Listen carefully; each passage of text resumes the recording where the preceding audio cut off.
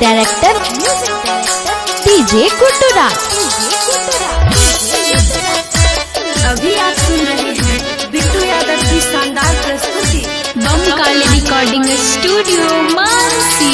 के न भूल गेल हमरा प्यार के कहानियाँ जो जोगे रानिया। के न भूल गेल हमरा प्यार के कहानियाँ जो जोगे रानिया। जो जोगे रानिया बनबे दोसरा के कनिया। जो जोगे रानिया बनबे दोसरा के कनिया। जो जोगे रानिया। Mix by Guddu Gudesh. अभी आप सुन रहे हैं बिट्टू यादव की शानदार प्रस्तुति।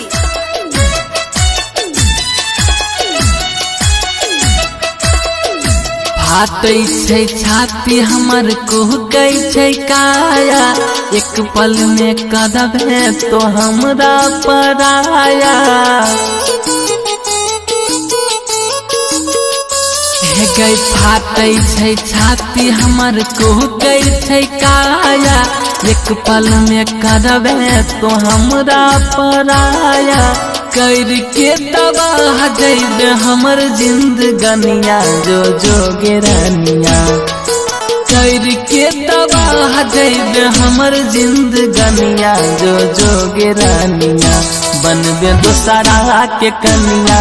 जो जोगे रानिया बनबे दोसरा के कनिया। जो जोगे रानिया।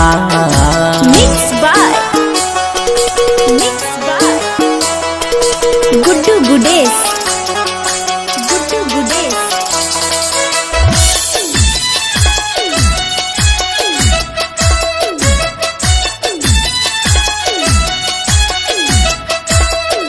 बचपन के राही तू हमर संगतिया। बड़ा याद अइतै उ बीतल रतिया।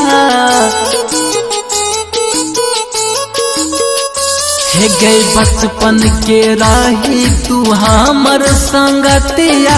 बड़ा याद अइतै उ बीतल रतिया। गुड्डू मानुष के बह अखिया से पनिया। जो जोगे रानिया बिट्टू जिला जीत के बह अखिया से पनिया। जो जोगे रानिया बनबे दोसरा के कनिया। जो जोगे रानिया बनबे दोसरा के कनिया। जो जोगे रानिया। बम काली रिकॉर्डिंग स्टूडियो।